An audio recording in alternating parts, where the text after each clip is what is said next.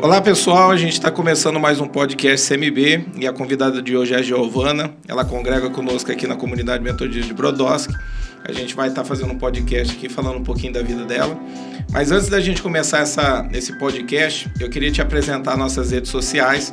Nós estamos no Facebook como Comunidade Metodista de Brodowski, no Instagram como @igrejacmb e tem 2 novos canais no YouTube. Um é o Corte CMB, o outro é o Nostalgia CMB.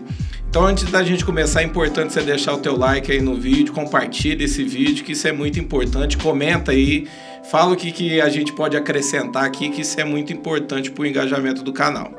Giovana, seja bem-vinda ao podcast CMB. Muito obrigada pelo convite, é um prazer estar aqui. Começa falando, quem que é a pessoa da Giovana?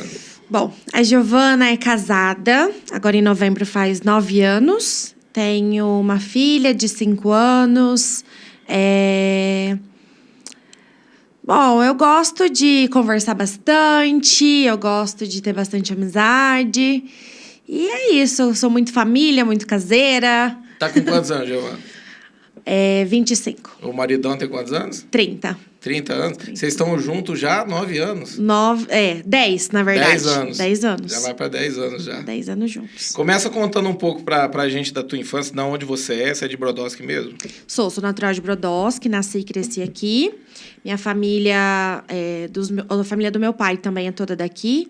A família da minha mãe é de Ribeirão. Eles se conheceram em Ribeirão aí. E cresci aqui, sempre estudei aqui. Estudei em escola particular a maior parte do tempo. Foi uma infância muito tranquila. A casa Você tem sempre... mais irmãos ou não? Tenho uma irmã mais velha e um irmão mais velho também. Nossa. Nós somos em 3. Então, assim, foi muito tranquila a infância. A casa sempre estava cheia.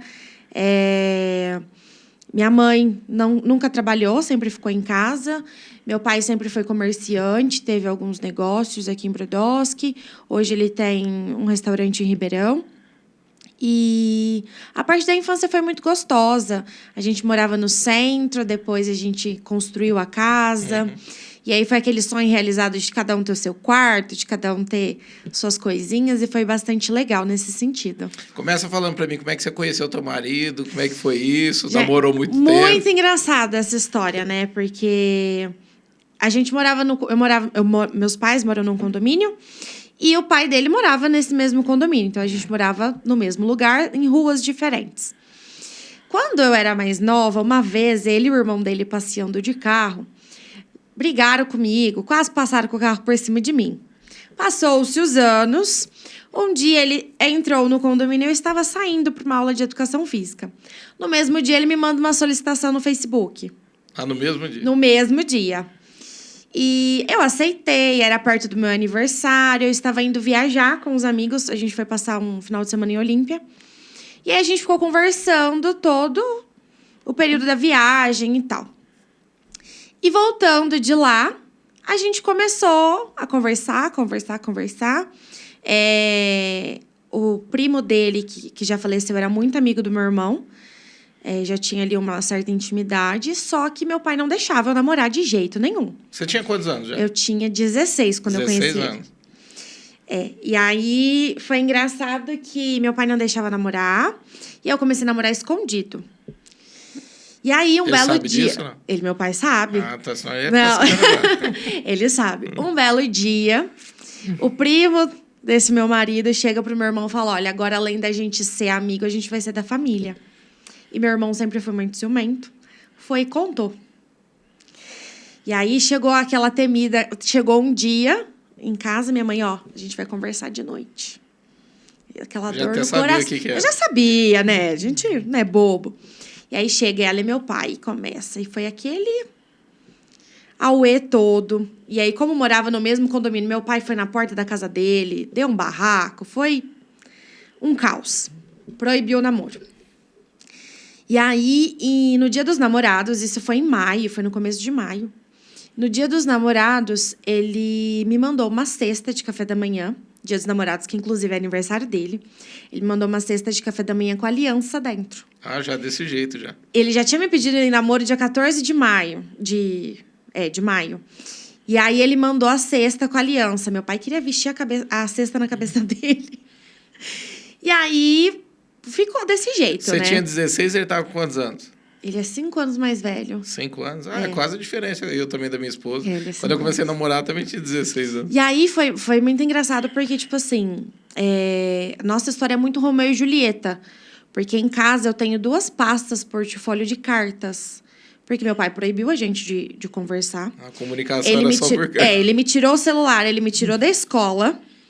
E o único jeito que a gente conversava era por cartas. Eu botava a carta lá na portaria, ele pegava, ele deixava a carta na portaria, eu pegava, e foi assim. Durante 9 meses, mais ou menos. Ah, mas foi bacana. É uma experiência incrível. Quantas pessoas aí podem falar isso? É verdade. Não é? Eu tenho muita história para contar para meus netos. E aí, eu lembro que foi o aniversário de 1 ano da minha sobrinha mais velha. E meu irmão chamou ele. Eu acho que isso eles não sabem. Meu irmão chamou ele para ir. Foi em Ribeirão. E ele foi. E aí, no dia seguinte, a gente estaria fazendo 9 meses de namoro, mais ou menos. Meu pai chamou ele em casa e deixou a gente namorar em casa. Mas era aquele namoro assim. A gente não ia para lado nenhum sozinho. A gente não ficava em casa sozinho. Nada, nada, nada. E aí, depois eu vim saber, minha mãe contou que ela chegou pro meu pai e falou assim, olha, ela é igualzinha a você. Ela vai conseguir, ela tá determinada. Vai ser por bem ou vai ser por mal, o que você quer? E aí foi onde ele deixou a gente namorar. Esse namorar, tipo, ele poderia ir na tua casa, ficava lá. Teu pai é mais conservador também. Demais. Ao extremo. Era aquela coisa de não ficar muito tempo no portão. É desse jeito. Lá na casa dos meus pais tem um escritório, assim, são 3 janelonas. E aí tem isso filme, então quem tá do lado de fora não vê dentro à noite. E ele ficava lá na porta, Com o fuzil pro lado de fora. Mais ou menos isso. Era terrível. Eu falo, sabe, eu tô brincando contigo porque eu brinco hoje. Eu também comecei, quando o pai dela deixou a gente namorar, que eu fui pedir, eu lembro que dava 10 horas certinho, era o tempo que eu poderia ficar dentro da casa, era a sala assim, encostada na outra sala, e ele começava a ter uma tosse. Aí eu já sabia que aquela tosse era a hora de eu poder ir embora. Ir, né? E era coisa de 4 minutos só no portão. E passava disso, ele já ia lá e batia na porta. Ou ele já abria e falava, ó, vambora e tal. E só depois que a gente casou que a tosse foi embora. Olha lá, tá vendo? A cura da tosse. E aí, quando a gente fez 1 ano de namoro, em maio, meu presente de aniversário de namoro foi o pedido de casamento. Ah, rápido, sim. Em 1 ano. Porque não adianta, né? A gente já se conhecia e tudo mais. Mas tinha aquela coisa de, tipo, o teu pai queria que você estudasse, algo do tipo assim? Não, na verdade, ele me tirou da escola quando ele ficou sabendo que a gente começou a namorar. Eu fui terminar a escola colegial depois que eu casei. Foi bem radical. Foi mesmo, bem né? radical. Ele cortou relação, assim, com o mundo exterior total. Foi muito radical. E aí eu lembro que aí ele me pediu em casamento, ele me pediu a minha mão pro meu pai aceitou e tudo mais. Mas eu acho que eles não acharam que a gente fosse casar tão rápido. Porque eu fiz 17 em abril, em novembro nós casamos. Nossa, bem rápido. Foi mesmo. muito rápido. Casou bem nova. Casei com 17 anos. E eu falo que isso daí é uma tradição de família. Minha avó e minha mãe também, com a mesma idade. Falei, minha filha vai quebrar essa tradição. E aí nós casamos, a gente casou só no civil, foi uma cerimônia simples, só para os padrinhos, convidados mais próximos. E depois do casamento, né, aí o pessoal vai aceitando mais, porque também ele não era da mesma religião dos meus pais, então isso gerou um conflito. Mas hoje a gente já vive mais em harmonia. Não, é bacana a história de vocês. E eu falo assim, pelo fato também, às vezes as pessoas acham que a gente perde muito por casar muito novo, né? Minha esposa também casou nova. Mas eu falo assim, a gente amadurece mais rápido que as outras pessoas, né? Com certeza. A pessoa fica aí no mundo, ela curte, né? E hoje tem tudo quanto é lugar para você poder ir. Exatamente. Tem bagunça, tem de tudo. E a pessoa, quando ela casa, querendo ou não, ela vai amadurecer, né? Sim. Chega mais rápido os problemas, você vai ter que aprender a lidar com relacionamento, com conta, né? Com certeza. Tudo Porque isso. são 2 pessoas que vieram de criações totalmente diferentes. dificuldades. Então, assim, é muito difícil no começo, né? O primeiro ano é uma delícia, tudo novidade. E é só que aí vai entrando as dificuldades que acontecem num casamento. Vai aparecendo as indiferenças. Exatamente. E aí a gente tem que aprender a ter o jogo de cintura. Essa questão das indiferenças com vocês, tinha alguém que auxiliava, alguém que você buscava auxílio para poder...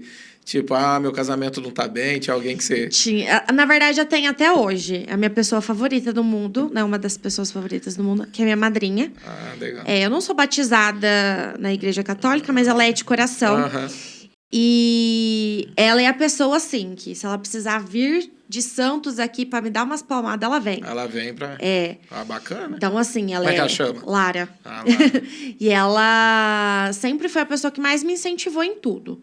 Quando eu falei que ia voltar a estudar, terminar o colegial, ela foi a pessoa que mais me incentivou, mais me apoiou. Veio pro meu casamento também, quebrou o pé no meu casamento, enfim. Essa questão de você ter uma pessoa, eu te perguntei de propósito, porque às vezes a própria filha acaba apoiando demais na mãe. Uhum. Aí tem aquelas indiferenças, a filha começa a despejar tudo na mãe. A mãe começa a pegar um ranço do marido, né? Só que a mulher, depois ela vai lá e conserta com o marido, vai embora a situação. E a mãe fica com aquela coisa, né? Então, eu sempre aconselho a todos os meus discípulos, falo, gente, se vocês tiverem que conversar, não vai em pai e mãe, né? Nesse ponto, não. Né? Não que não tenham que buscar. Por quê? Daqui a pouco, a tua mãe está odiando teu marido, o teu pai está odiando teu marido. Mas né? eu falo que lá em casa é o contrário. Minha mãe puxa uma sardinha pro meu marido. Ah, é? Ela fala que sabe a filha que ela tem. Então, é sempre ele que sai ganhando, não adianta. Mas o interessante é que às vezes você foi madrinha, né? Isso. E de repente, por ir nela, tua mãe. Mas se ela sabe o que acontece, né? Porque todo casal briga, lógico, na verdade é essa, lógico. né? Assim, obviamente que eu também, em certas situações, converso com a minha mãe. Mas, entre vários atritos, minha irmã hoje mora com ela. Então, assim, não acaba tendo uma proximidade tão grande quanto eu queria. Uhum. Então, às vezes, eu acabo optando por tentar resolver o problema sozinha. Só nós dois, sem perturbar ninguém. Mais pessoas. E quando é algo um pouco mais sério, um pouco mais difícil, aí a gente corre ali para um ombro amigo. Não tem família jeito. É pra isso também. Exatamente. Começa falando um pouco a questão da tua conversão, como é que foi isso? Quem que falou de Jesus para você? Então, eu cresci... É um processo de alguém pessoas que já vinham te chamando? Na verdade, assim, eu cresci dentro de uma igreja, né, com os meus pais. Eu frequentei até quando eu casei. E depois eu parei de frequentar devido a alguns problemas que eu tive lá dentro. E aí, desde então, sempre fui em outras religiões, né? As pessoas me chamavam, eu ia. Qual que era a religião? Vocês eram o quê? Testemunha de Jeová. Vocês eram Testemunha de Jeová. Isso. E aí, depois que eu saí de lá, eu cheguei em outras religiões. Eu brincava que eu já tinha ido em tudo quanto é igreja, só não tinha ido na metodista. Uhum. E passou. Ano passado, eu comecei a trabalhar numa loja em Brodowski e conheci uma pessoa que a gente trabalhava junto. E nesse período, eu passei por alguns problemas, passei por uma perda muito grande. E um dia ela me chamou para vir num culto. Eu falei assim, bom, é o único lugar que eu ainda não fui. Uhum. Eu vou, né? Não tô fazendo nada, pensei. Dia 26 de outubro. Eu lembro como se fosse ontem. E eu vim. E eu lembro que eu chorei do momento que eu sentei na cadeira até o momento de ir embora. Foi uma das noites mais marcantes da minha vida. Que eu, sabe, senti como se tivesse o mundo virado do avesso. Algo do tipo, sabe? Virado pro lado certo, talvez. E aí eu falo que foi a noite mais incrível da minha vida. Desde esse dia, eu não parei de frequentar. Aquela chama que existia quando eu era criança voltou a queimar novamente. E aí... Aquela vez que... eu lembro de uma quarta, acho que foi a primeira vez que... Exatamente, foi esse dia. Você nunca tinha vindo, Nunca então? tinha vindo. Foi a primeira vez? Foi a primeira vez. Ah, que bacana. Foi a primeira eu vez. lembro até que eu fiz acho que uma dinâmica com o pessoal na hora da pregação, E o que me chamou a atenção foi você ter respondido o que eu perguntei. Foi esse Foi. dia? Foi bem esse dia? Foi bem esse E dia. aquele dia Deus falou comigo. Eu senti como se fosse assim, ó, o teu chamado... Deus falou, foi muito nítido. Falou assim, ó, eu chamei ela para ganhar a vida. Eu vi que foi muito espontâneo que você falou e brincou ali. Eu falei, nossa, ela é muito carismática, ela vai ser ganhadora de vida. Mas assim, pregando, eu vi. Então foi naquele dia. Foi naquele dia, foi a primeira vez. Olha que bacana. E aí eu lembro que na hora que acabou o culto, você desceu do púlpito e veio falar comigo. Coisas que ninguém sabia, coisas que nem meu marido sabia. E aquele dia foi, assim, marcante. Que nem, por exemplo, uma coisa que você falou foi de casos de suicídio na minha família. Eu tenho pessoas da parte da família da minha mãe que se suicidaram. E isso eu nunca... Você tá falando, eu tô lembrando agora. E isso eu nunca tinha falado nem pro meu marido, porque é um assunto pesado se a gente for parar pra analisar, né? E aquele dia eu falei assim, poxa, isso daí ninguém sabia. Tipo assim, as outras coisas, alguém comentou, é uma cidade pequena. Falei, mas isso não tinha como ninguém ter contado, ninguém ter falado. Eu lembro que eu acho que eu orei por você e eu vi um espírito de morte rondando. Exatamente. A tua vida. Eu lembro, agora eu tô lembrando. Mas Exatamente. eu não lembro tudo que, na hora ali, o que eu falei, mas eu tô lembrando de alguma coisa. Exatamente. Também falou da questão da bebida, do tanto que eu estava bebendo. E era coisas assim que realmente ninguém sabia. Exceto, tipo assim, meu marido que estava em casa. Então, assim, foi um dia muito impactante para mim. Foi o dia que eu realmente parei e falei assim, poxa, pera lá. Eu acho que dá pra gente consertar essa vida aí ainda.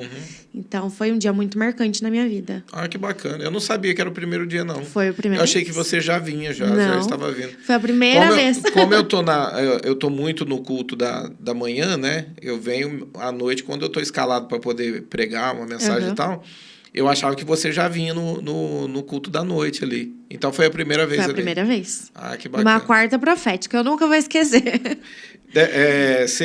Quando houve essa mudança de vida aí, você tinha amigos, questão de família, essas coisas, você sentiu resistência nesse ponto de, tipo, as pessoas não aceitarem o caminho que você estava tendo? Então, na verdade, eu nunca fui uma pessoa de ter muitos amigos, assim, muito próximos. Eu sou uma pessoa que eu sou difícil de confiar nas pessoas. Então, assim, as pessoas próximas a mim, que nem meus padrinhos que moram aqui em Brodowski, que super me apoiaram.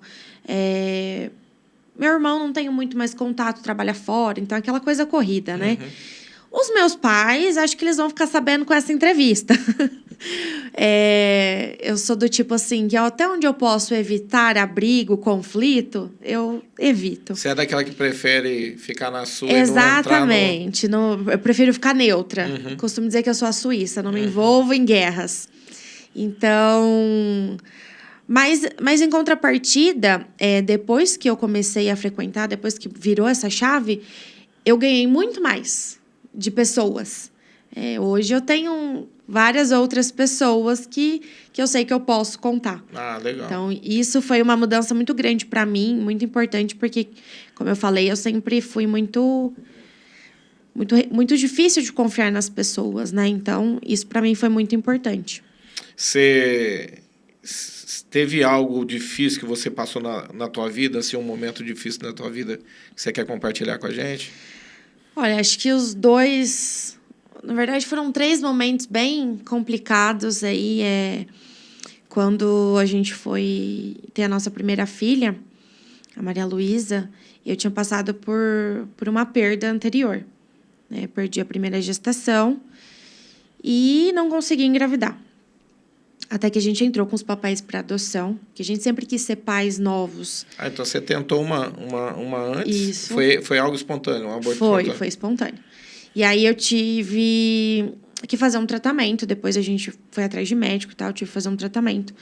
E aí a médica falou assim, olha, o seu tratamento vai de 6 meses a 1 ano, 1 ano e meio, depende, né? E vamos ver o que acontece. Em 3 meses eu estava grávida. Rápido, foi rápido. Foi muito rápido. E eu tinha cistos nos ovários, né, nos 2. E engravidei de gêmeos. Só que um acabou não evoluindo, né? E aí veio a Maria Luísa, que é o... então era para ser gêmeos. Era para ser gêmeos. E aí veio a Maria Luísa, que foi que é a nossa princesa. 5 anos. 5 aninhos. E é a nossa princesa. É uma criança, assim, que nunca me deu trabalho para dormir. Sempre dormiu a noite inteira. Nunca teve cólica. Sempre foi aquele bebezinho de televisão. Era ela. Era sonho ter menininho ou não? Na verdade, eu tinha certeza absoluta que era um menino. Até no dia. Mas deu pra saber se o outro não? Foi bem no comecinho que eu perdi. E aí, eu tinha certeza absoluta que era um menino. O dia que a gente fez o ultrassom, que eu descobri que era uma menina, quase tive um infarto. Porque eu tinha certeza que era um menino. Certeza. E aí veio a Dona Maria. E foi uma gravidez muito difícil. Eu tive pressão alta. Os 3 primeiros meses da gestação, eu tive que ficar de repouso absoluto. Quando eu estava com 5 meses de gestação, eu tive que internar, porque ela queria nascer. Então, assim, foi um período de muita aflição, porque era o que a gente mais queria e estava ali complicado. E aí, a gente não pôde esperar a vontade dela nascer. Tivemos que induzir o parto por conta da minha pressão. Isso com quantos meses? Ela nasceu de 39 semanas, o comecinho de 9 meses. Eles seguraram o extremo, então, para poder fazer. Seguraram até onde deu, e aí ela nasceu dia 12 de outubro. E veio toda perfeita. Nenezinha linda, maravilhosa. E é uma luz na nossa vida até hoje. Glória a Deus. E aí, a segunda parte difícil foi... alguns anos atrás, que a gente teve uma crise no nosso casamento muito grande. De estar naquele ponto, assim, da gente mal se falar dentro de casa. Cada um tinha a sua vida ali e estava só morando na mesma casa. E a gente acabou quase se separando. Então, foi um momento muito difícil. Foi muito complicado, muito tenso. Mas, graças a Deus, a gente conseguiu superar os problemas e estamos juntos. E mais recente, ano passado, o que me trouxe de volta foi que eu engravidei e não sabia que estava grávida. Estava sentindo muita dor de cabeça. E meu marido falou, ou você faz um teste de gravidez, ou não sei, tem algum problema aí na sua cabeça, porque não é possível. Eu falei assim, mas dor de cabeça nem é sintoma de gravidez. Eu falei, eu tomo injeção, para que eu vou fazer teste? Ele não custa nada. Estava na minha hora de almoço do trabalho, fui na farmácia, comprei um teste, fiz. Eu nunca gritei tanto na minha vida. Nunca chorei tanto na minha vida. Mas esse choro era do quê? De felicidade ou de desespero? De medo, de desespero, de tudo. Eu não sei. O primeiro impacto. Porque não tinha nenhum ano que eu estava nesse trabalho. Ah, tá. E eu tava com a aquela mudança de rotina. Tipo, exatamente. Tua menina já tá maior, exato. Você pode trabalhar. Tudo. E assim, eu não estava esperando. Eu tomava minha injeção de anticoncepcional. Inclusive, eu tinha tomado algumas semanas antes de eu descobrir que estava grávida. E tem a questão também que pode prejudicar na questão do feto. Exatamente. Tudo, né? Então, assim, gerou aquele misto de emoções. Como eu tomo injeção, eu não tenho ciclo. Então, de quanto tempo eu tô grávida? É recente? Então, foi aquele misto de emoções. Entra também aquela questão, tipo, você passou uma gravidez muito difícil, exatamente. Né? Passou pela tua cabeça a questão da... Muito. Acaba ficando um trauma, muito. Né? Da questão de, tipo, você falou que teve que ficar de repouso para não poder perder.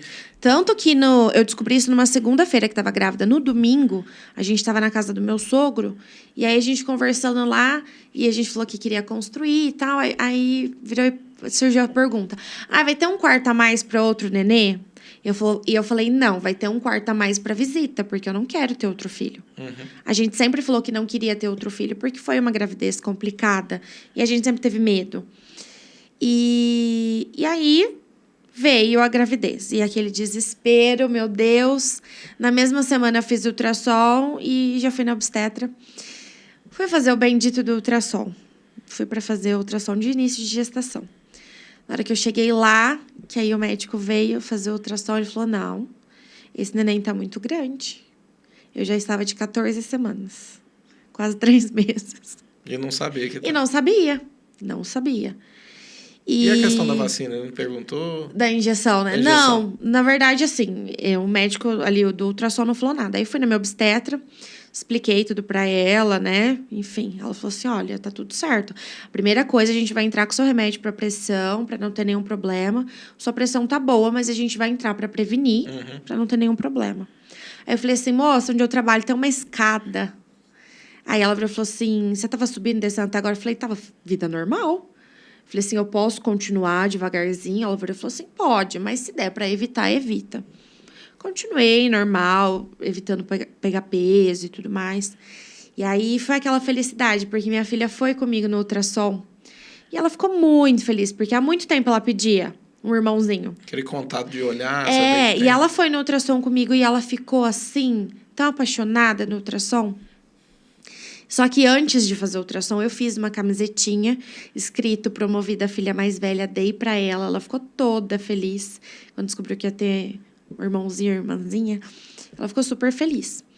E aí, no mês da frente, logo na virada, isso foi no finalzinho de setembro, meio de setembro, quando virou o mês para outubro, teve o pagamento do mês e aquele dia eu não tava legal, tinha ficado nervosa. E aí eu comecei a me sentir mal. Aí eu falei para uma das meninas que trabalha comigo, olha, eu não tô muito bem, eu acho que eu vou embora. Aí ela falou assim, olha, vai no hospital. E aí eu passei em casa, peguei uma máscara e fui no hospital. Aí o médico me examinou, falou que estava tudo normal. Aí ele veio tentar escutar o coraçãozinho do neném e não conseguiu. Ele, olha, o aparelho aqui não tá muito bom, mas por via das dúvidas eu vou pedir encaminhamento para você passar para uma obstetra. Isso era numa sexta-feira. Aí eu falei, beleza. Saí do hospital, cheguei na porta de casa, eu moro na esquina do hospital. E aí eles estavam ligando pro meu marido, que a vaga tinha saído. Aí peguei as coisas da minha filha, deixei ela na minha mãe e fui pra Santa Casa de Batatais. Aí lá eu passei pela obstetra, ela tentou escutar o coraçãozinho, também não conseguiu. Falou, olha, mas vamos fazer um ultrassom amanhã pra gente ver. E nesse tempo aí, como é que você ficou desse jeito? Como é que quer passar por isso? Na verdade, nesse momento, eu imaginava qualquer coisa. Eu imaginava que eu tava gordinha demais, que os aparelhos não estavam funcionando. Porque eu tinha sentido o neném mexendo mais cedo. Falei assim, não, gente, ele tá virado. Acontece, né? Meu pensamento era só esse. Passamos uma sexta-feira, no sábado, eu virei pro meu marido e falei assim, olha, liga lá no Tinder e vê se não tem horário para fazer ultrassom. Que a gente vai ficar aqui, eu já tô cansada de ficar nesse hospital, a Maria tá em casa. Falei, pelo menos a gente faz ultrassom lá, vê que tá tudo bem, a gente vai ficar aqui até que hora para fazer esse ultrassom. Aí vai fazer esse ultrassom, vai ver que tá tudo bem, a gente só perdeu tempo. Nesse meio tempo que ele saiu do quarto para ligar, que ele volta falando que tinha conseguido vaga no Tinder, a enfermeira entra para me levar para fazer ultrassom. Falei, então já vamos fazer aqui mesmo, tá aqui. Aí entramos na sala, eu deitei, ela virou o monitor bem para mim assim. E aí ela começou a fazer ultrassom, medida aqui, medida ali. Só que assim, para quem já é mãe, a gente vê que tem alguma coisa estranha. A gente não tá vendo que não tá do jeito que era pra tá. E aí eu vi ela tentando escutar o coraçãozinho do neném várias vezes e não conseguia. E o neném tava com as mãozinhas no rosto. Aí eu virei pra ela e falei assim, o neném tá com a mãozinha no rosto, né? Ela falou assim, tá, mas eu não tenho uma boa notícia. Eu não escuto o batimento do neném. Eu falei, ok. Isso com quanto tempo? Tava no 5º mês de gestação. Nossa. E aí eu falei, ok. Foi essa resposta que eu tive e fiquei parecendo uma estátua na cama. Levantei, sentei na cadeira e tô indo pro quarto. E aí a enfermeira que tava me carregando vira e falou assim, e aí, mãezinha, tá tudo bem? E aí eu já não consegui segurar, eu já desabei. E aí a gente entrou no quarto e eu só sabia chorar. E nesse tempo, a minha maior preocupação era como que eu vou contar para Maria Luísa que ela não vai ter mais um irmãozinho. E aí entrou aquele desespero, né? E aí a médica veio e falou comigo, olha, como o neném já tá grande, a gente vai ter que induzir o parto. Não é só um procedimento, né, cirúrgico, você vai ter que dar à luz. E aí começamos a induzir esse parto no sábado. Então, assim, eu senti todas as dores de um parto. Igual foi o da minha filha, eu senti tudo de novo. A única diferença é que da minha filha a bolsa estourou só na hora dela nascer. Desse não, a bolsa estourou antes. Então foi um susto, porque eu não sabia nem o que era isso. E aí foi um processo doloroso. Nesse meio tempo, eu falei pro meu marido, vai embora, porque a Maria Luísa já tá desesperada. Minha mãe falou que ela já tinha perguntado do irmão Se o médico estava tirando o irmãozinho dela da minha barriga, falei assim, vai embora, fica com ela, porque isso aqui vai demorar. E amanhã você volta. Tá tudo certo. E aí eu fiquei sozinha. Ele, você não quer que eu peça pra sua mãe vir? Falei, eu quero ficar sozinha. Deixa eu quieta. E aí ele foi e eu fiquei. E aí eu lembro que chegou a minha janta. E aí eu coloquei na mesinha em frente a uma janela que tinha.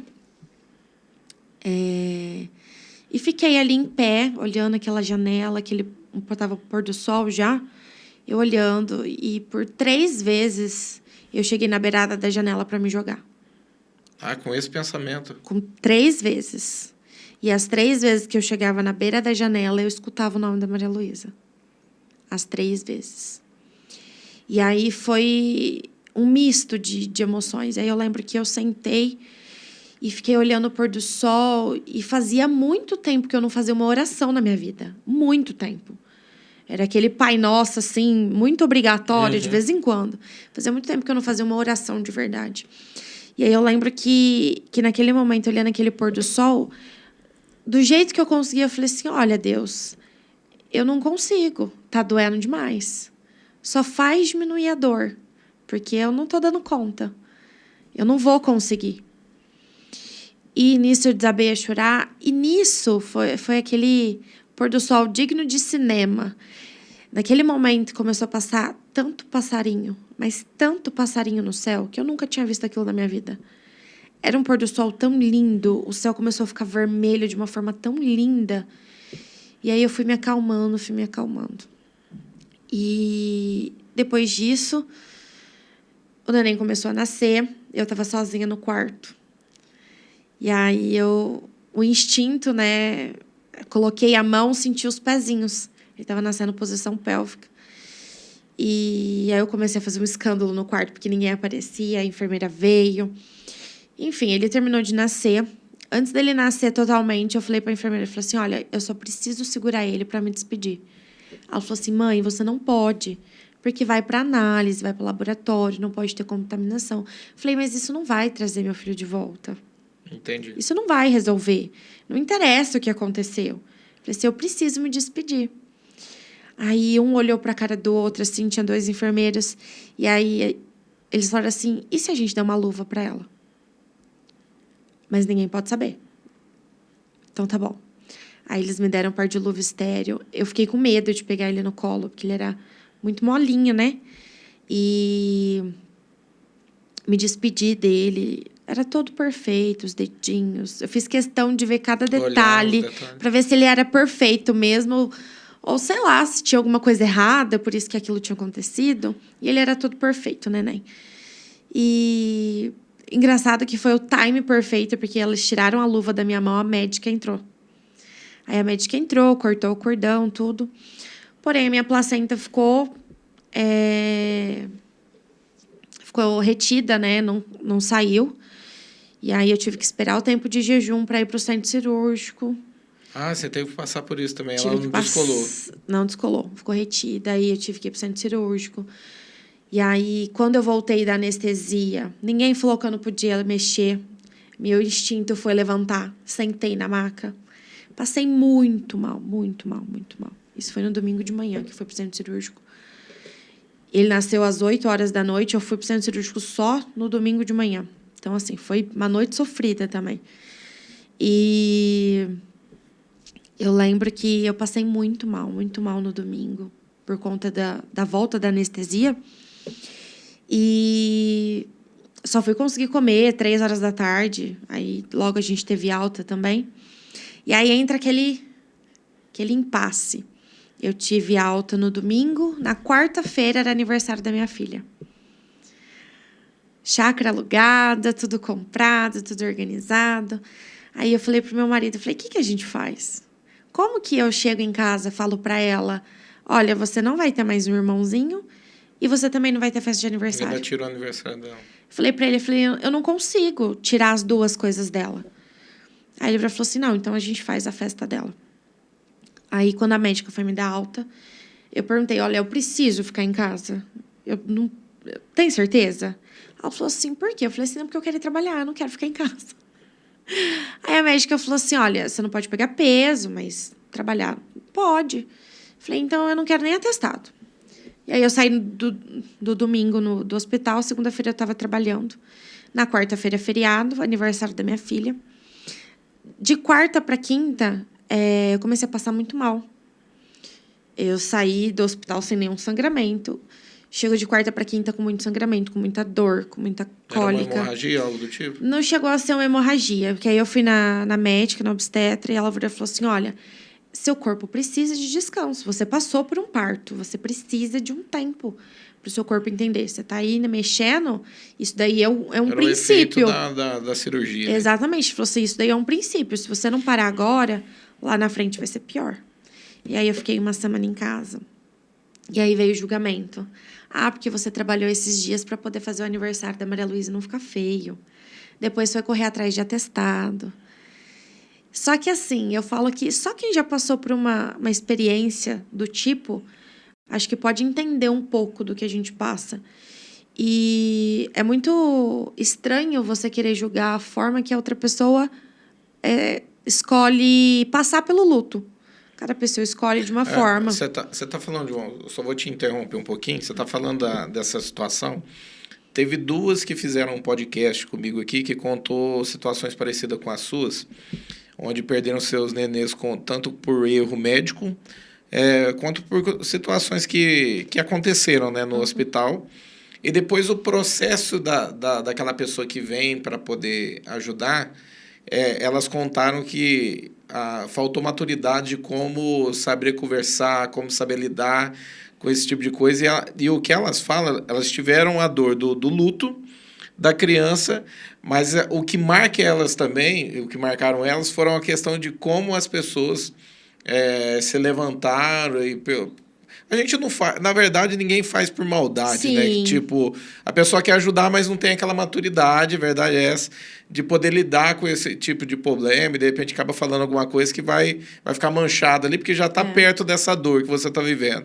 Aí vem mais uma situação parecida, né? Com certeza. E eu tô lembrando agora, você está falando, né?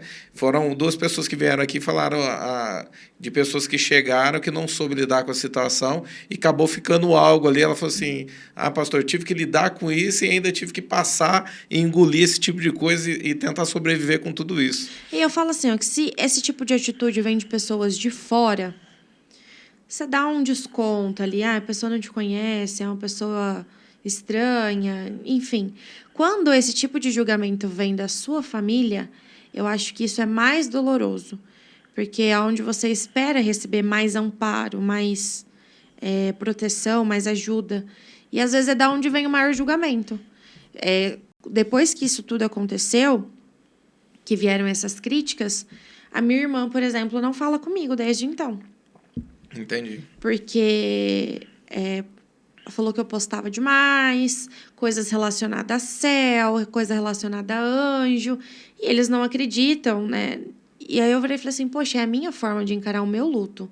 Uhum. E a pessoa nunca passou por isso. Minha irmã não tem filhos, nunca passou por nada do tipo. Então, assim, é difícil ver uma pessoa que nunca teve nada parecido e ser sua irmã de sangue, por exemplo, e ter esse julgamento. É muito difícil.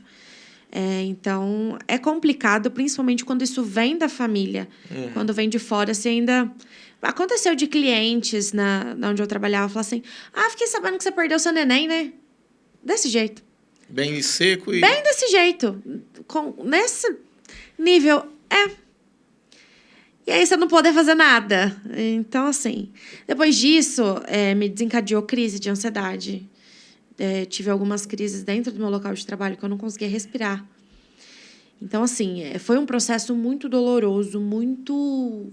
Isso foi perto da tua vinda para a igreja ou não? Foi. Na verdade, isso foi antes de eu vir para a igreja. Foi no mesmo mês. Foi no mesmo mês? Foi no mesmo mês. Foi no dia 6. Isso, né? Eu fiquei 6, 7, 8 no hospital. E dia 26 foi a primeira vez que eu vim. Entendi. E aí você fala das crises de ansiedade e a questão da bebida também entrou. Na verdade, eu tava, antes de descobrir que tava grávida, eu tava num embalo, assim, muito, muito complicado. Eu tava bebendo demais. Tava fumando e... Você fumava também? Fumava cigarro. E, assim, tava num embalo que, pra mim, a cerveja, por exemplo, não era mais suficiente. Eu tinha uma garrafa de uísque que eu bebia todo dia uísque em casa. Nossa, desse jeito. Desse jeito. E como é que o teu marido lidava com Na isso? verdade, assim, eu sempre gostei de beber uma cervejinha e ele nunca teve nenhum problema quanto a isso. Só que aí tava chegando num ponto que eu estava bebendo praticamente todo dia. E aí, assim, tinha dia que às vezes ele tava tomando banho, eu aproveitava, bebia meu uísque, ficava quietinha, ele saía do banho. E era nesse nível. E aí, um pouco antes de eu descobrir que estava grávida, eu parei de fumar porque comecei a passar mal fumando. Acredito eu que já era porque eu já estava ali. Né? Então, talvez isso também tenha sido um agravante. No domingo, antes de eu descobrir que estava grávida, estava na casa do meu sogro no churrasco, a gente estava bebendo.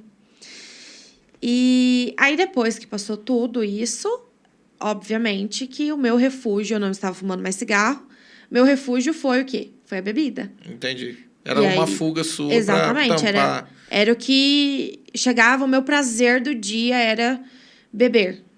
Então, era a minha fuga. E aí, comecei a vir para a igreja e tudo mais. E aí, eu lembro que depois daquele culto de quarta-feira, essa coisa da bebida, aos poucos, ela foi saindo. Aquela necessidade. Foi rápido, bem rápido. Foi muito jeito? rápido. A necessidade de beber da forma que eu bebia foi saindo, assim, de uma forma muito natural, muito espontânea. Eu perguntei, eu tô achando rápido o processo de Deus na tua vida, porque geralmente as pessoas, ela tem essas mudanças, né? Depois do encontro, né? Você fez um encontro recente agora, tal. Eu ia até esperar para chegar nesse ponto. Então começou antes, bem antes já. Bem antes. E aí, assim, bebia socialmente, que nem a última vez que eu tinha no comecinho do ano, a gente saiu com o pessoal da loja, tomei 2 copos de cerveja. Nada perto daquilo que você fazia. Nada, sim. Então, assim, foi uma coisa muito, muito natural. Muito natural. Esses dias ainda, o dia que eu fui fazer meu cabelo recente, meu cabeleireiro, ele fuma e tudo mais, aí ele me ofereceu cigarro, porque eu sabia. Aí eu falei assim, não, obrigada. Ele começou a ficar chata. Eu falei assim, não, mas é porque já não condiz faz mais parte. com a minha pessoa. Exatamente, não consigo mais. E aí ele começou a rir de mim. E aí depois na casa dele até botei uns louvor lá pra gente escutar. Então, assim, foi uma coisa muito rápida. Que nem, por exemplo, eu sempre fui uma pessoa muito boca suja. Isso também foi uma coisa que eu fiquei admirada comigo. Fala um pouquinho disso. Eu por si só, eu já conhecia a palavra desde pequeno, mas fiquei 7 anos afastado, né? Eu não era aquela pessoa de ficar xingando, porque até entendia também que você ficar xingando ia atrair coisa ruim e tal. Mas eu era muito brincalhão de colocar apelido nas pessoas, ficar taxando as pessoas. E para mim foi muito difícil essa transição, né, de mudar. Teve isso contigo, não? Na verdade, é que foi a mesma questão da questão da bebida, sabe? Foi uma coisa muito natural. Eu comecei a me policiar mais. Na hora que eu percebia que eu falava algum palavrão, alguma coisa assim, opa, perdão, Deus, me ajuda aí. Era bem assim, sabe? Eu consegui evitar bastante, mas às vezes que escapava alguma coisa, logo eu já me policiava e já falava assim, não, isso daí não tá legal. Então, assim, foi muito, muito sutil as coisas, sabe? Não foi algo que doeu ou que... Foi um processo muito tranquilo nesse sentido. Eu acho que era algo que precisava ser feito e eu tive essa consciência de que precisava mudar. Então, por isso eu acredito que foi mais fácil também. O teu marido, ele já conhecia a palavra? Porque eu lembro que depois de um tempo ele começou a vir, né? Acho que umas 2 semanas depois ele veio. Engraçado que depois, né, que a gente começou a vir, frequentar, conversando com a mãe dele um dia, ela falou que ele já era batizado. Ah, tá. Ele é batizado na igreja. E acho que na época quem batizou ele foi até o pastor Saulo. Então, eu lembro que na época eu acho que o Saulo comentou comigo, né? Eu falei, então tá mais fácil, né? Então. E aí ele. Desde então a gente vem junto. E na verdade, eu vou ser bem sincera, quando eu chamei ele a primeira vez pra vir, eu esperava um não. Ou um não sei, ou vamos ver. Mas que significa tudo a mesma coisa. Quando meu marido fala, ai, vamos ver. É não. E eu esperava isso dele. E ele falou assim, vamos. Já... Quebrou minhas pernas ali naquele momento. Falei, então vamos. E a Maria também super se adaptou. Super se sentiu em casa. Hoje ela fez várias amizades aí. E aí eu falei assim, poxa, então é pra ser. Você tá todo mundo indo, todo mundo tá se sentindo bem, todo mundo tá feliz, por que não? Falei, vamos mergulhar, vamos mergulhar. Você chegou a entrar em processo de depressão, essas coisas, não? Não, na questão, eu tive muito problema com ansiedade, né? Uhum. Então, assim, Mas eram as crises. E eu tenho muita compulsão alimentar. Então, assim, quando eu tô muito ansiosa, ou eu não como absolutamente nada, ou eu vou comer até os rebocos da parede. Então, assim, é uma coisa que precisa ser trabalhada. Mas eu falo que eu ainda consegui segurar bem depois que eu tive as 2 últimas crises. Eu não tive mais, graças a Deus. E eu falo que tô conseguindo controlar melhor, né?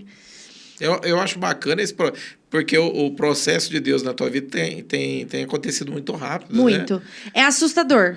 Pra mim é assustador, porque eu vejo, assim, às vezes eu converso com algumas pessoas e tudo mais, e eu falo assim, mas por que tá tão rápido? Não, eu falo porque, assim, ó, às vezes as pessoas falam assim, mas como o processo muito rápido? Você veio de situações na sua vida que você passou, que são situações bem difíceis, né? Sim. Eu cheguei a lidar, por exemplo, com pessoas que demoraram muito, por exemplo, para deixar se desprender da bebida, deixar o seu convívio, a tua forma de ser. É claro que eu acho assim que Jesus ele vai nos aperfeiçoando. Sim. Quando a gente rompe numa área, ele mostra outra, né? E assim vai. Mas eu acho bacana a forma que Deus está fazendo na tua vida, o processo de como Ele está fazendo na tua vida. Você veio, logo começou, você teve aquele contato com Deus que te marcou, logo depois já vem, a tua família já está toda dentro da igreja aí, já está encaminhando. Exatamente. Você já fez o encontro, você veio em outubro? Outubro. Outubro, a gente... Nossa, é bem recente mesmo. Muito. Eu falo que, assim, às vezes eu paro e fico analisando, assim, tudo, e eu falo assim, gente, isso é meio doido, né? Muita loucura. Em tão pouco tempo, tanta coisa ter mudado, tanta coisa ter melhorado e tanta dor ter sido sanada e, sabe... às vezes eu paro para pensar e eu falo assim, meu Deus, será que eu vou dar conta do que tá por vir? A gente está em abril, é bem rápido, né? Você teve experiências assim nesse tão pouco tempo assim sobrenaturais, assim, de ouvir, ver alguma coisa, ter um sonho, algo do tipo assim que te mexeu contigo? Eu tive no encontro. Então vamos tentar falar do encontro sem expor o que acontece, mas conta das tuas experiências pessoais. Olha, o encontro foi assim, difícil. No primeiro dia eu arquitetei todos os planos possíveis para pular o muro, para ir embora. Acho que é o que passa pela cabeça de todo mundo. Eu acho que todo mundo. Eu nem sei se isso acho que é nossa, acho que é o inimigo que joga pra gente poder... Olha, eu não sei, eu só sei que eu ficava olhando para aquele muro assim, eu falei assim, se der uma brecha com aquele portão aberto. Mas aí passou a sexta, né? Aquela coisa de posar fora de casa, longe da filha, que era a minha maior preocupação. Passou o mais difícil. Acho que o difícil não foi nem entregar o celular. Ficar desconectada, assim, sabe? Era, poxa, eu não vou estar com a minha filha. E aquilo me consumiu de uma forma. E aí passou a sexta-feira. E aí eu fui relaxando, né? Conseguindo aproveitar mais tudo que estava acontecendo. E aí, conforme vinham as palavras... E é engraçado que em alguns momentos... Porque o ser humano... Tem os pecados, não tem jeito. Por várias vezes a gente pensa assim... Eu pensei assim em algumas palavras. Nossa, fulano devia estar escutando isso. É sempre assim. Eu acho que é com todo mundo. Só que no mesmo momento que eu pensei isso... Deus ministrou no meu coração. É fulano que devia estar escutando isso ou é você? E aí eu dei aquela engolida seca, sabe? Eu falei assim, poxa, eu faço igual. E aí, isso por várias vezes, sabe? O Espírito Santo nos convence, né? Olha... E é aquela coisa, né? Nem se a gente tá com alguém da família ali, ou alguém conhecido, de repente você fica, tá servindo para aquele. Aí você vai olhar, mas tá servindo para mim também, Não né? é? É exatamente isso. É porque quando a gente aponta o dedo para uma pessoa, a gente esquece que tem 3 apontados pra gente, né? E aí foi muito isso. E aí a coisa mais incrível que foi para mim é que eu tava... Óbvio que a gente não supera uma perda da que eu tive. Por exemplo, a gente vai se acostumando com a dor. Mas era uma coisa que me machucava muito. E aí, uma coisa que foi muito real para mim foi quando o Espírito Santo falou para mim, filha, você precisava passar por isso. Você se conhece. Se fosse uma coisa pequena, você não estaria aqui. Olha que legal. Então, assim, você precisava passar por isso para você ter autoridade para poder falar sobre isso. Então, foi aonde caiu a minha ficha. Que eu parei para olhar para a minha vida no passado e pensando assim, realmente, pessoa cabeça dura, que não aceita nada que os outros falam. E se não fosse algo grande, eu não estaria aqui. Se não fosse uma coisa que realmente mexesse comigo, eu não estaria aqui. Eu não teria sentido de novo a presença. Eu não teria... não estaria em comunhão, não estaria sentada na mesa. Uhum. Então, isso foi a coisa mais impactante para mim. E aí, engraçado que na última célula com a Débora, a palavra dela foi sobre o 1 Samuel, sobre Ana ali, pedindo filho. Isso antes ou depois da Não, célula? agora, recente, essa agora, semana. Depois E foi sobre isso. E aí eu falei assim, realmente, é isso. É o que eu faço. É me humilhar na presença de Deus e pedir para Ele, olha, se for da tua vontade, eu aceito. Se não for, tá tudo bem também. Porque só Ele sabe o que é melhor pra gente. Uhum. E eu falo, que nem a gente conversou no começo, eu não queria ter outro filho. Depois dessa experiência que eu entendi que eu sempre quis ter outro filho, mas eu tinha medo. Entendi. De passar por toda aquela Questão do situação. trauma, Exatamente. Então, assim, é um desejo. Mas está nas mãos de Deus. Se for para ser agora, se for para ser depois, tá nas mãos deles. Eu acho bacana você falar isso, porque, por exemplo, você não foi uma vez só, né?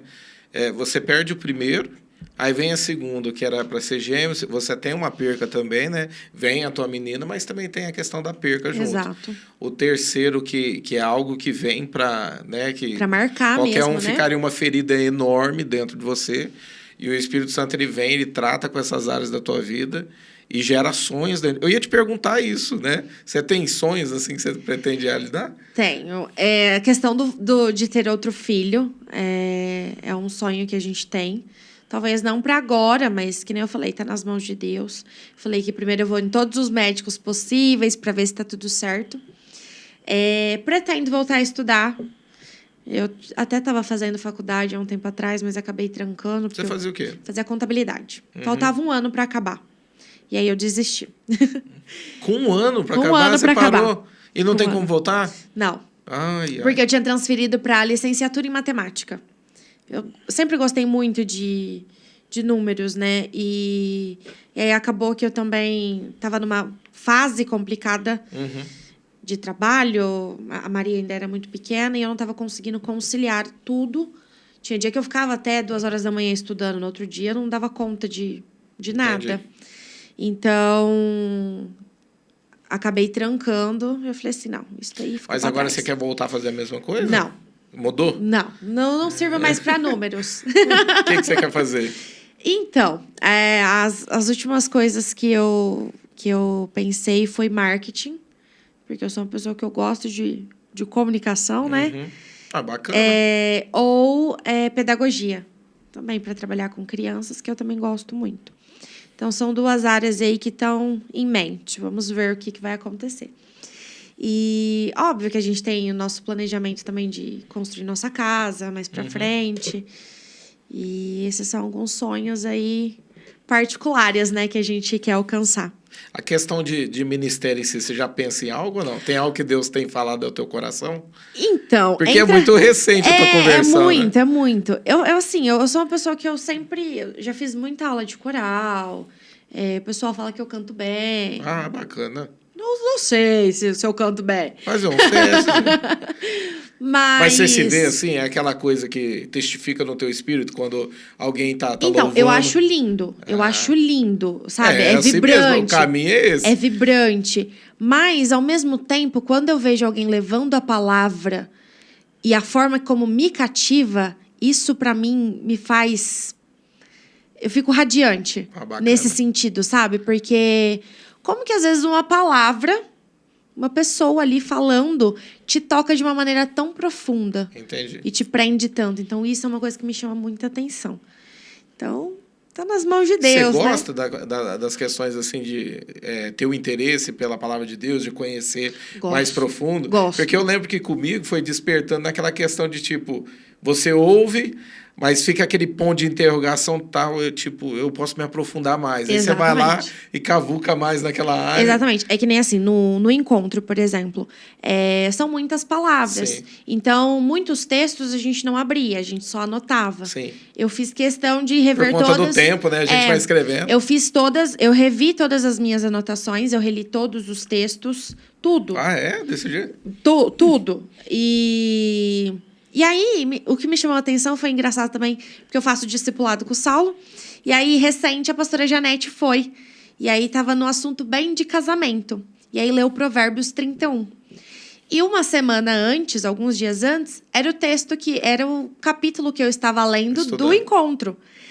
E aí, foi o que eu falei para ela. Eu falei assim, é engraçado, porque assim, como eu vim de uma religião, eu já li a Bíblia várias vezes na vida. Mas é engraçado que depois do encontro eu passei a ver as coisas de uma ótica diferente. Ali, com relação a Provérbios 31, que fala da esposa capaz, eu vi algumas coisas que eu falei assim, poxa, eu posso ser uma esposa melhor. Uhum. Eu posso ser uma mãe melhor. Então, assim, são coisas que depois do encontro me tirou essa venda, digamos assim, eu consegui ver de uma maneira diferente. É a revelação, né? Parece que a palavra de Deus, ela vem, ela gera essa revelação na gente, né?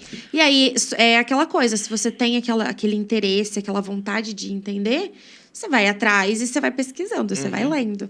E agora eu tô na luta lá com um livro que o Saulo me emprestou. Você gosta de ler também? Eu sempre tive muito preconceito com leitura, mas eu sempre li. Sempre li. Mas era uma coisa meio forçada. De um tempo para cá, na verdade, de antes de eu começar a vir, eu desenvolvi um apreço maior por leitura. Tem alguns livros lá em casa, né, de filmes, essas coisas.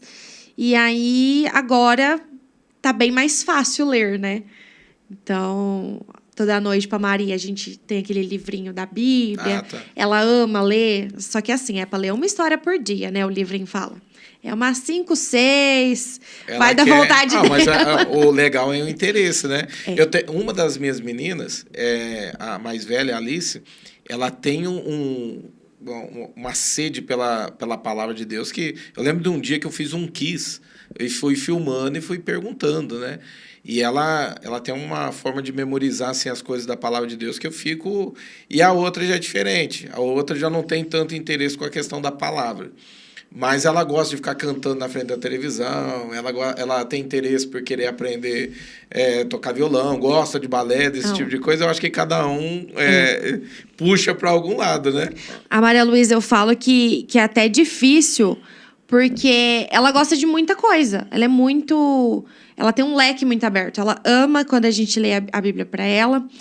Louvor no carro, a gente tem a nossa música, o nosso louvor, que nós cantamos todos os dias praticamente. E ela faz balé, ela quer começar a tocar um instrumento. Bacana. Fez uma aula de violão, mas ainda é pequenininha, então o dedo doeu um pouquinho. Ela falou que quer tentar o teclado. É mais fácil. É mais fácil. Então, assim, ela me surpreendeu muito. Essa questão, eu acho que é muito interessante os pais estarem fazendo. Eu falo assim, pelo fato que você tem esse costume de sentar com ela, ler a Bíblia, contar as histórias, que eu falo que os pais perdem muito dos seus filhos agora, quando pequeno, e quando fica grande vai dar dor de cabeça, né? Sim. Hoje, por exemplo, as minhas filhas têm as biblinhas delas, né? Elas leem lá, tem o tempo delas e tal. Os desenhos, eu procuro colocar desenhos que falam da palavra de Deus. E hoje elas também estão envolvidas com balé, com música, né? Uma está aprendendo violão, outra teclado. Agora, eu não sei se amanhã elas vão fazer tudo isso. Se fizer, amém, glória a Deus, vou ficar muito feliz por isso. Mas se amanhã elas escolher um, eu estou dando opções para elas amanhã, né, ter um caminho para se achar. Exatamente. E eu acho muito importante essa questão dos pais, você entrou nisso, dos pais se dedicarem a ter esse tempo com os filhos, né? Hoje a gente passa tanto tempo aí maratonando série, celular na mão, né? Que se a gente não vigiar, o tempo vai embora assim muito rápido. E a gente esquece de investir nos nossos filhos, né? Então é bacana. Isso daí é uma coisa muito, muito real. Porque é muito fácil se distrair hoje em dia. E é muito fácil você distrair uma criança. Você põe um celular na mão dela, acabou. Verdade. Você nem lembra que tem criança dentro de casa. As pessoas fazem isso dentro da igreja, né? Tipo, eu não gosto. Nem acho, ensina teu filho a obedecer de uma outra forma que você não tenha que comprar ela com um celular, né? Então, às vezes eu olho, eu tirei o celular da minha filha, eu consegui até os 10 anos. Né? Agora que eu dei um celular que era meu lá para ela e eu coloco o tempo ainda para ela poder olhar, mas eu falo assim porque isso rouba muito tempo da criança. Poderia estar se envolvendo com outras coisas. Sim. Eu falo de pais que em vez de tentar de alguma forma, né, insistir com os seus filhos na igreja da criança, aí o pai usa aquela coisa, mas não fica. Vai lá, fica com ele lá 1 domingo, 2 domingos, 3 domingos, até ele se enturmar. Ter aquilo ali como uma família, achar atrativo, ficou. Vai para o culto. Mas as pessoas estão muito pensando em si próprias, né? Tipo, eu estou ouvindo, eu vou perder a palavra. Né? Eu vejo muita criança, tipo, lá de fora da igreja. A gente já teve muito problema do filho que fica brincando ali. Então, hoje eu pego no pé dos obreiros e falo, não deixa, leva para os pais. Aí vai lá, joga uma pedrinha, pega no vidro do carro do irmão. Misericórdia. E poderia estar dentro da igreja. Então, é muito fácil você colocar um celular na mão da criança e deixar o tempo passar. Sim.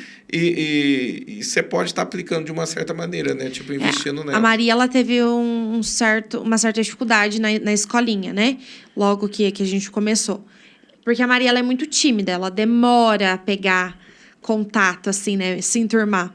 Então, as primeiras vezes que ela ficou o culto todo na escolinha foi porque tinha um amiguinho da sala dela. E aí, esse amiguinho a gente não tá encontrando mais. Não sei se ele tá vindo em outro horário, enfim. E aí tava difícil. Aí comecei a insistir com ela. E aí ela pegou amor pelas tias que ficam ali. Ai, que bacana. Por algumas tias específicas. Então, assim, ela vai e ela fica e não dá trabalho. E, sabe, vem às vezes com o desenho, com as atividades que faz. Vem toda feliz. Tem até a camisetinha agora. Fica toda feliz. Aí chega, por exemplo, ela chega da escola. Mamãe, hoje tem célula? Hoje tem igreja? Hoje tem balé? O que tem hoje, mamãe? Isso é bacana, porque eu falo assim, hoje o castigo das minhas filhas é eu falar para elas que, tipo assim, vocês não vão na igreja. Elas chegam a chorar. Por que eu não posso ir?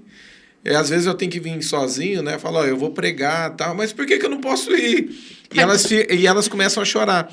Então eu falo assim, isso eu fico, de certo modo, eu fico feliz, porque, tipo, já pensou, teus filhos estarem chorando por não poder ir na igreja, né? E o que a gente vê ao contrário, né? Às vezes os filhos lutando, por quê? Porque os pais passaram desapercebidos aí e foram se perdendo nesse tempo, e aí o filho vai ficando para trás e vai se perdendo, né? Isso daí é muito importante. Você crê no avivamento? Com certeza. Opa! E eu acho interessante como... a gente está falando de crianças, né? A gente tem presenciado crianças assim no culto se despejando na presença de Deus. É lindo de ver. E isso tem... Ontem eu fui ministrar em uma igreja, né? Que é também a comunidade metodista, mas lá no Lascalo, do pastor Xande. E no final da mensagem, o que me chamou a atenção foram, acho que tinha umas 8 ou 9 crianças. E na hora do mover ali da unção, a gente orando, as crianças assim de 7, 8, se derramando de chorar e se ajoelhando assim aos pés do púlpito e clamando, né? E eu fiquei, meu Deus, né? Essa é a geração que Deus está levantando para um grande avivamento. Com certeza. A gente está falando de criança e eu lembrei disso, né? Qual que é a tua visão de avivamento? Como você crê? Eu acredito que isso é muito individual. Eu não espero algo coletivo. Eu acho que isso vem de indivíduo, né? E eu acho que isso precisa vir da nossa comunhão diária. Sim. Daquela proximidade, daquela coisa de estar buscando. Porque as coisas só chegam até a gente quando a gente está buscando. Eu falo que o primeiro avivamento começa dentro de nós, né? Exatamente. Depois desse que vem o conjunto, né? Digamos assim. E aí, questão de falar de crianças é engraçado, porque semana passada, na hora que saiu do balé, a Maria Luísa começou a orar em línguas. Olha que bacana. E aí, eu dirigindo, eu catei, olhei para ela assim, voltei para prestar atenção no trânsito. Falei, filha, o que você tá falando? Nada não, mãe. Dali a pouco ela começa de novo. E para. Mamãe, quando que isso vai parar? Isso o quê, filha? Isso que eu tô falando? Falei, filha, eu espero em Deus que nunca. Olha que bacana. Aí ela virou e falou assim, isso é a mesma coisa que você faz? Eu falei assim, isso se chama orar em línguas, filha. Aí ela, mas o que significa? Eu falei, significa que o Espírito Santo está dentro de você. Aí ela virou e falou assim, mas ele não está dentro de todo mundo? Eu falei assim, sim, mas significa que você está buscando tanto que ele está te dando um presente, uma forma diferente de orar. E aí ela deu aquele sorrisão lindo. Olha que bacana. E aí eu fiquei assim, tão chocada, tão surpresa com aquilo, porque foi uma coisa muito natural. Eu tô lembrando de quando eu fui na primeira escola de profetas que teve, acho que uns 2 anos atrás, e eu voltei, e minhas filhas estavam na sala, e eu falei para a mais velha, eu falei, eu quero orar por você para Deus te batizar com o Espírito Santo, né? E na hora que eu comecei, ela falou assim, alguma coisa, papai, eu já falo, mas ela nunca tinha entrado nesses detalhes comigo, assim, né? E era muito pouquinho, mas eu falei assim, ó, Deus vai derramar algo poderoso sobre a tua vida. E eu comecei a orar, e ela começou a sentir a presença de Deus, e veio muitas línguas diferentes, diversidades, assim, de línguas, né? E eu falei assim para ela, falei assim, agora ora pela tua irmã, para a tua irmã receber. E ela colocou a mão na cabeça da mais nova, e ela começou a orar, e a mais nova foi batizada no Espírito Santo. Que coisa linda. E assim, a gente presenciar aquilo ali, porque eu falo assim, né, que a pessoa mais velha, às vezes as pessoas olham e falam assim, mas vocês estão induzindo, e isso é coisa a gente está copiando uma língua, tá? Mas como é que você faz isso com uma criança? Não tem jeito. Como é que você induz uma criança ela chorar, ela expressar do jeito que está acontecendo nos cultos? É impossível. Ela ajoelhar, clamar, né? Tá ali orando. Como é que você faz isso? Então, é a obra do Espírito Santo, né? Eu sinto que começou algo muito poderoso, que vai se espalhar, e eu acho que vai ser através das nossas crianças. Com certeza. E a gente vai ver esse algo intenso. Com certeza. Né? Segunda-feira, na célula, a Maria foi comigo, e aí ela... Filha, você quer levar seu caderno para desenhar? Você quer levar alguma coisa? Não, mamãe, eu quero participar. E ela sentou na cadeira do meu lado e ficou quietinha o tempo todo. Na hora que a gente começou a fazer um louvor, ela em pé, cantando. Olha que legal. E louvando. Foi a coisa mais linda de ver, assim, sabe? O tanto que ela tá conectada. E o que me deixa mais feliz é eu poder falar assim, poxa, somos nós que estamos dando exemplo. Sim. Então, isso me deixa muito feliz, me deixa com a sensação de dever cumprido. Eu falo porque, às vezes, os pais, eles querem, tipo, meio que exigir, filho, vocês têm que ler, vocês têm que orar, né? Mas os filhos, eles vão aprender a orar vendo você orar. Com certeza. Eles vão aprender a ler a Bíblia vendo você ler a Bíblia, né? A questão do jejum é a mesma coisa. As pessoas, mas eles vão aprender a jejuar vendo você jejuar. Eu falo que o avivamento começa dentro de nós, primeiro. Sim. Dentro da nossa casa, e isso já está espelhando, né? Já está sendo levado para elas e já começou algo a acontecer. Com certeza. Eu falo que elas são os nossos maiores espelhos, né? Se a gente quer saber se a gente está indo no caminho certo, é só olhar para as crianças que estão à nossa volta que a gente consegue ver. Tanto que ela fala assim, mamãe, vamos orar? Aí um dia é ela que ora, um dia sou eu. E é tão lindo ver ela falando de uma forma tão dela, né? E orando, e pedindo, e agradecendo. E protege o papai e a mamãe, sabe? É tão singelo. E você vê que é algo puro, que é algo natural dela. Que você não está obrigando. E isso é o que me deixa mais feliz. Você vê essa sede nas crianças, Exatamente, né? É o que me deixa mais feliz. Ô, Giovana, eu queria te agradecer pela tua presença, você vir aqui falar um pouquinho de você, mas antes de encerrar, eu queria que você olhasse para essa câmera, deixa uma mensagem para as pessoas que estão em casa. Vamos lá, então. Bom, o que eu quero dizer é que, gente, busquem e provem o quanto ele é bom.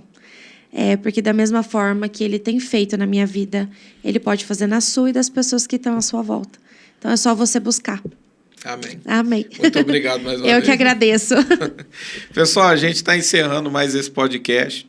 É muito importante, antes de você encerrar, e deixa seu like, compartilha. A gente falou bastante coisas aqui a respeito de tudo que ela passou. De repente você conhece alguém que de repente está passando a mesma fase que ela enfrentou e ela conseguiu isso na presença de Deus.